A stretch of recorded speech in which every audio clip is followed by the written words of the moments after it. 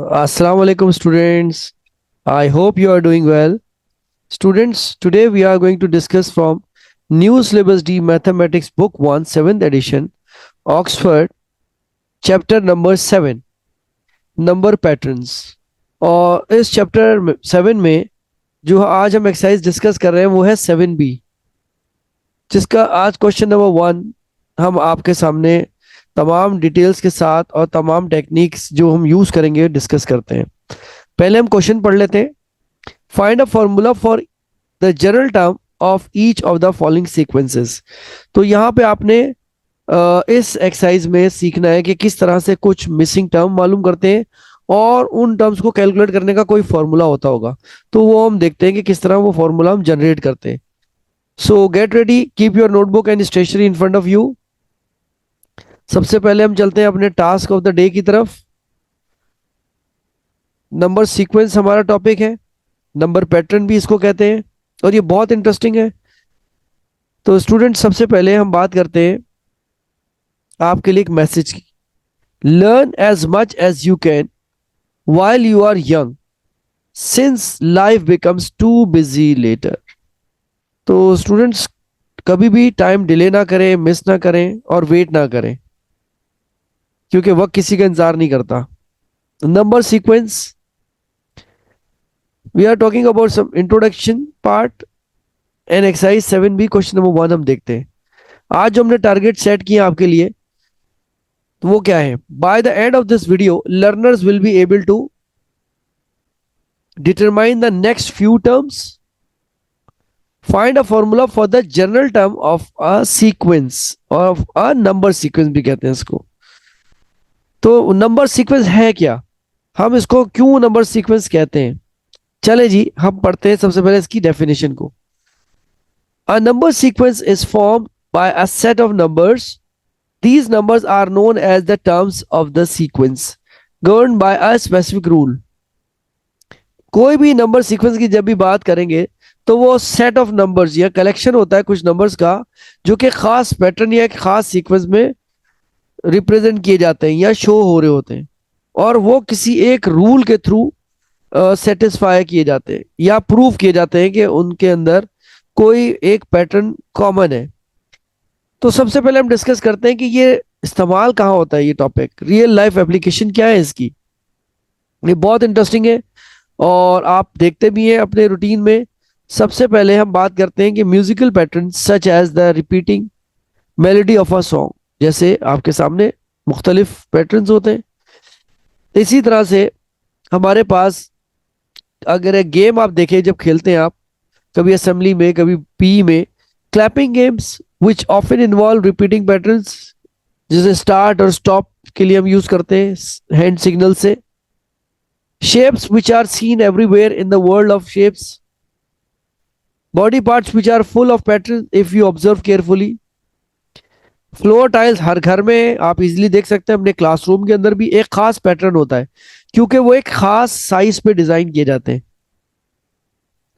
Railway tracks, railway tracks एक common example है। देखें, एक पर्टिकुलर पैटर्न, इसका डिस्टेंस या इसकी विड्थ, इसका साइज, इसकी हाइट एक पैटर्न पे मेजर करके लगाई जाती है। तो ये था यूज हमारा नंबर पैटर्न टॉपिक का। अब हम बात करते हैं कुछ example. Let's discuss what are the next two terms of the sequence. अब देखें, इजी टू हार्ड हम जाएंगे। 2 4 6 एंड 8, अगर मैं ऐसे देखूं तो ये नंबर्स किस पैटर्न से इंक्रीज कर रहे हैं? 2 2 2, तो यहां पर भी 2 होगा और डेफिनेटली यहां पर भी 2 होगा। तो अगर यहां 2 ऐड करेंगे तो it becomes 10 and it becomes 12। ठीक है mathematicians, let's see another example. What will be the sequence of all even numbers. तो आपको पता है even number starts from 0 2 4 6 8 and infinite हम कह सकते हैं, अनलिमिटेड गोइंग ऑन।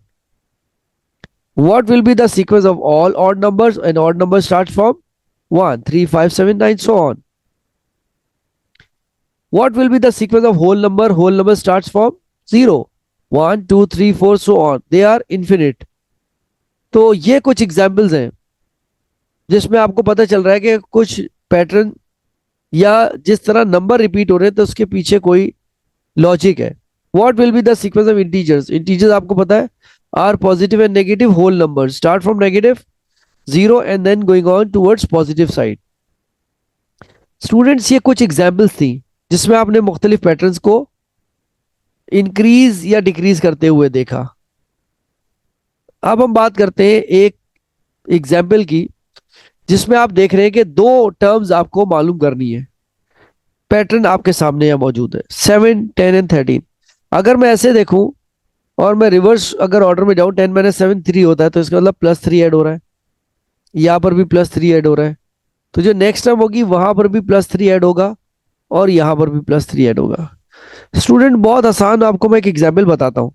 देखिए आपको टेबल तो याद है, कभी कभार आप भूल जाते हैं तो आप टेबल क्या करते हैं, ऐड करते हैं। वैसे 3 9 टाइम्स 27 होता है, और छोटी क्लासेस या जूनियर क्लासेस में अगर स्टूडेंट को याद ना हो तो वो क्या करते हैं, फिंगर्स पे काउंट करते हैं। कैसे? 3 3 3 9 टाइम और ऐड कर देंगे, आंसर आ जाएगा। तो इसी तरह अगर ये ऐड हो रहा है तो इसका कोई पैटर्न हम सेट करते हैं। जैसे देखिए यहाँ पे 7 था, इट बिकम्स 10 यानी +3, 7 10 एंड देन 13 +3। तो नेक्स्ट नंबर भी ऐसे ही आएगा जब आप इसमें 3 को ऐड करेंगे और उससे नेक्स्ट, क्योंकि हमें यहाँ पे दो नंबर मालूम कर रहे हैं तो हम ये दो नंबर की ही लिमिट रखते हैं। अगर आप ऐड करेंगे इट बिकम्स 16, इट बिकम्स 19। अब प्रॉब्लम ये है, ये तो बड़े नियरेस्ट नंबर है। अगर आपको 1000 या 12,000 डिजिट मालूम करना हो तो पता कैसे चलेगा कि कौन सा नंबर आएगा? तो स्टूडेंट परेशान होने की बिल्कुल जरूरत नहीं है। उसके लिए आपको एक रूल या एक फॉर्मूला जनरेट करना आना चाहिए। चलें जी, हम सीखते हैं किस तरह वो फॉर्मूला बनाते हैं। nth का मतलब पोजीशन। जैसे आप अटेंडेंस अगर देखें अपनी स्कूल की, तो उस अटेंडेंस रजिस्टर में आपका नाम किसी पोजीशन पे होता है, तो nth मींस पोजीशन। जैसे 5th पोजीशन पे किसी का नाम है तो 5th इज अ पोजीशन, और नाम कोई और हो सकता है किसी भी स्टूडेंट का। तो हमें वो जनरेट करना है फॉर्मूला जिसमें हम बहुत ही आगे की कोई भी पोजीशन पे आने वाला नंबर कैलकुलेट कर सकते हो। तो बहुत आसान है, उसके लिए आपको परेशान होने की बिल्कुल जरूरत नहीं। देखिए जी लॉजिक क्या है आपकी। अब यहाँ +3 +3 +3 हो रहा है, तो इसका मतलब आप 3 को मल्टीप्लाई कर दे n से। n is the position. जैसे मैं ट्रायल करता हूँ एक एग्जाम्पल से, और उसके लिए मैं आपको यहाँ पे ये कलर यूज करता हूँ, ठीक है। यहाँ लिख देता हूँ आपकी अंडरस्टैंडिंग के लिए कि एक एग्जाम्पल है। हम एक काम करते हैं, हम लेते हैं इस पोजीशन को, राइट, प्रूव करने के लिए 3rd पोजीशन। तो मैंने लिया 3n, तो मैं 3 को पोजीशन को क्या है, या 3 रखूंगा तो क्या आंसर आएगा, 9। अब 9 में क्या ऐड करूं कि ये इट बिकम्स 13। तो इसमें आपको क्या करना पड़ेगा, 4। यहां भी 4 हो जाएगा। तो आप देखिए ये सेट हो गया, एक एग्जाम्पल प्रूव हो गई। अब हम चलते हैं 5th एग्जाम्पल को। 5th प्लेस पे क्या आ रहा है? अब यही आपने रखा पैटर्न जनरेट करने के बाद 3n, और आप देखें कि 3 5th पोजीशन है तो क्या बनना चाहिए, 15। लेकिन वहां तो 19 है, तो क्या करेंगे, 19 बने इसमें 4+। इसका मतलब ये गुड फिट है फॉर्मूला दो एग्जाम्पल्स के लिए। तो हम ये कह सकते हैं यहाँ पे जो आपका जनरल टर्म फॉर्मूला बना इस सीक्वेंस के लिए, वो देखिए यहाँ पे क्वेश्चन में कह रहे हैं कि नेक्स्ट 2 टर्म्स, ये 2 टर्म्स तो आ गई हैं, लेकिन कैसे आई है, वो इस फॉर्मूले से आई। हम कहेंगे 3n + 4। ये आपका जनरल टर्म फॉर्मूला कहलाता है। अगर आपने एक नंबर मालूम करना है जो 101 या 100 प्लेस पे आ रहा है, तो वो कौन सा नंबर होगा, अभी आपको एक दिखा देते हैं, देखें।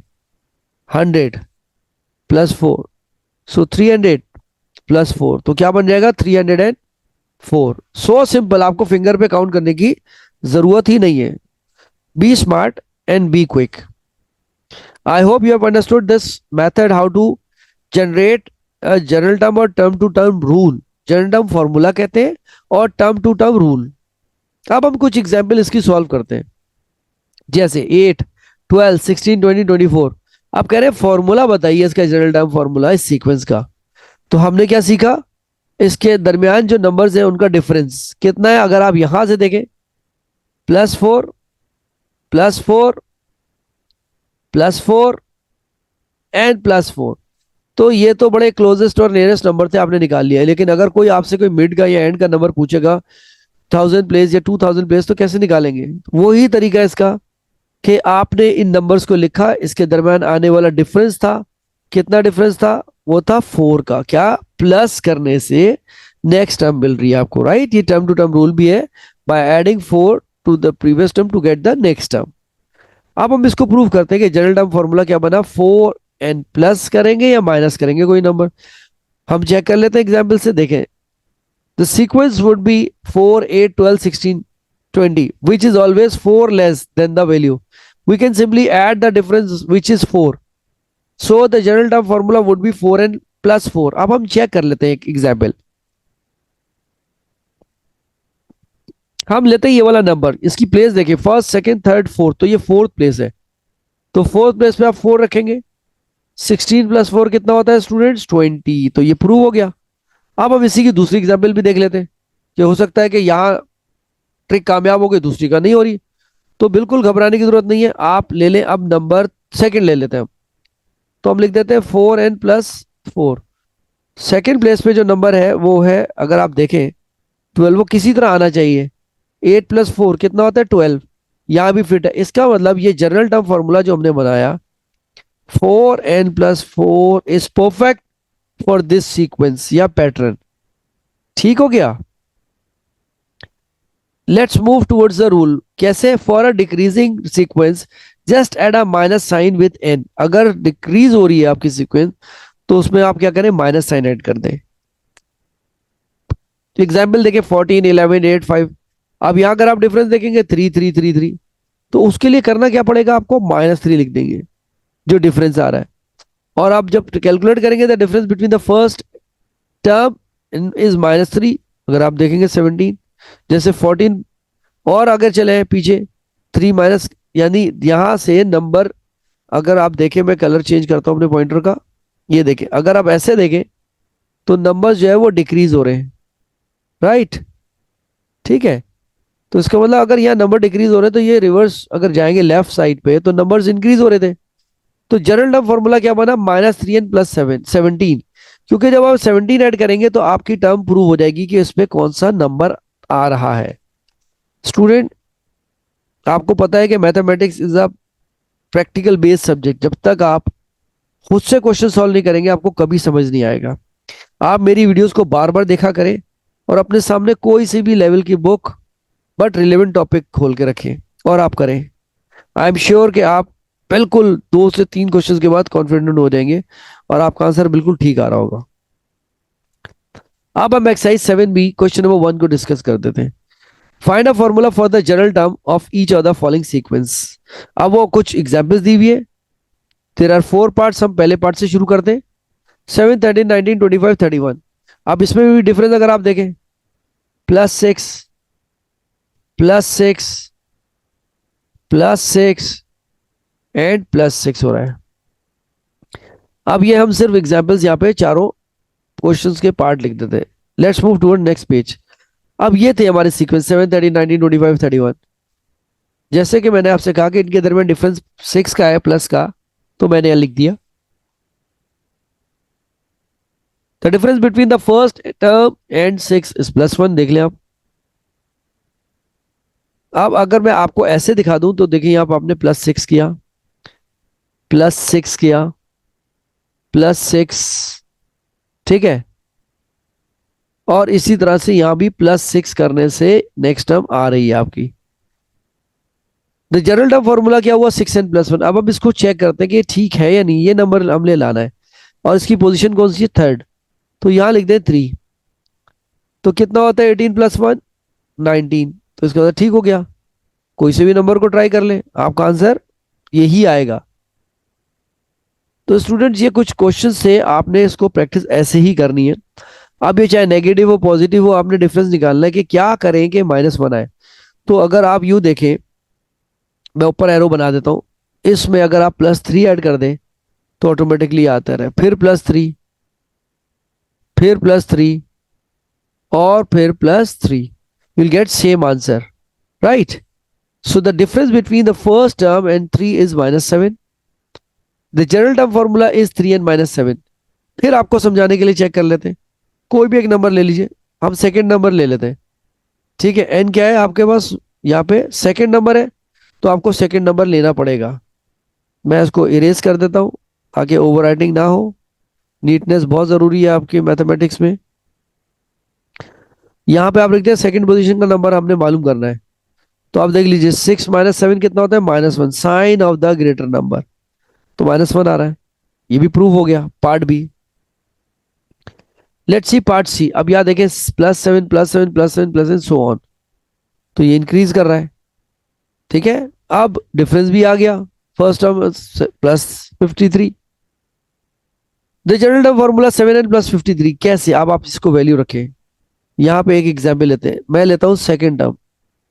ठीक है, ये रहा सेकेंड, तो मैं यहाँ लिख देता हूँ 2 + 53, तो 14 + 53 अगर आप देखेंगे तो ये बनेगा 67 इज द राइट आंसर। तो जो लेस होता है ना वो आप यहाँ ऐड करके लिख देते हैं जनरल टर्म फॉर्मूले में। ये देखें, ये लिखा हुआ आपने, कभी ऐड कभी सब्ट्रैक्ट। अब हम बात करते हैं लास्ट पार्ट की। यहाँ भी नंबर डिक्रीज हो रहे हैं, देखें डिफरेंस बिटवीन द नंबर्स -3। अब ये फर्स्ट टर्म और अगर देखें -3 का वो +17 का आएगा डिफरेंस, तो आप यहाँ पे वैल्यू रखते हैं -3। अब हम करते हैं सेकंड नंबर को, तो -3 मल्टीप्लाई बाय सेकंड नंबर +17, तो क्या बन जाएगा -6 + 17। अगर आप इसको देखें तो क्या आंसर आएगा 11, देखें आ रहा है, sign of the greater number. So ये हमने आज डिस्कस किया नंबर्स सीक्वेंस या पैटर्न में किस तरह से आप मिसिंग टर्म मालूम करते हैं या आप उसके अंदर जनरल टर्म फॉर्मूला जनरेट करते हैं। So thank you so much mathematicians, take care, and don't forget to share this video with your friends and press the notification bell to get our new videos. I'll see you in the next video.